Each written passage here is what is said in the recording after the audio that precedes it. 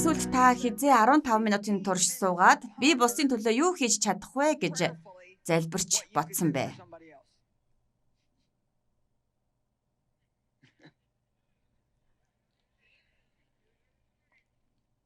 Энэ бол бас нэг бодгол юм шүү. Хэсэг хугацаанд тунгаа бодцгоё.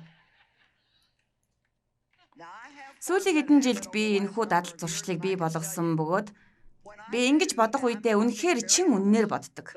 Хэн нэгний төлөө би юу хийж чадах вэ гэж бодох бурхан надад нэгэн жижигхэн зүйлийг харуулах юм бол би үнэндээ баярлан хөөрч эхэлдэг. Та нар ч гэсэн тэр баяр хөөргийг мэдрэх юм бол энэ бол ариун сүнснийх. Тийм ээ, би энд дуртай. Би энэ төлөвлөгөө надад таалагдж байна гэж хэлж байгаа нь баталгаа гэж би хэлэх байна. Битгий өглөөжингөө энд суугаад өөрийнхөө төлөө өөртөө хүсэж байгаа зүйлээ авах талаар бодоод бурхан минь хэрвээ би 24 цагийн дотор ямар нэгэн гарц олохгүй бол гэж бодоорой. Хэрвээ би ялтанд хүрч чадахгүй бол аврагдсан гэдэгтээ ч итгэлтэй байж чадахгүй нэ. Би цөөн хэдэн хүмүүсийг үнэндээ бол цөөхөн биш л дээ.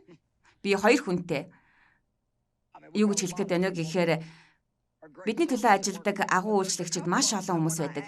Харин тэднээс ямар нэгэн зүйлийг хийж өгөөч гэж гуйхад хариулт нь гайхалтай сайхан байдаг цөөхөн хэдэн хүн байдаг. Тэд дуртай гэж хэлдэг.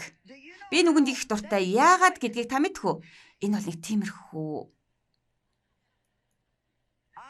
Надад нэг зүйл хийгээд өгөөч гэж гуйхад тэд заа гэж хэлсэн мөртлөө үнэндээ дотроо дургүй байдаг хүмүүст би дургүй. Эсвэл та миний дарга учраас би хийнэ. Гэхдээ би энийг хийх дургүй. Дуртайя. Тэгэхээр хэн нэгэн биднээс тусламж гуйхад нь бид нэр заа гэж хэлхийн оронд би танд туслахтаа баяртай байна. Дуртай хий. Би энийг хийхдээ баяртай байна гэж хэлж эхэлцгээе.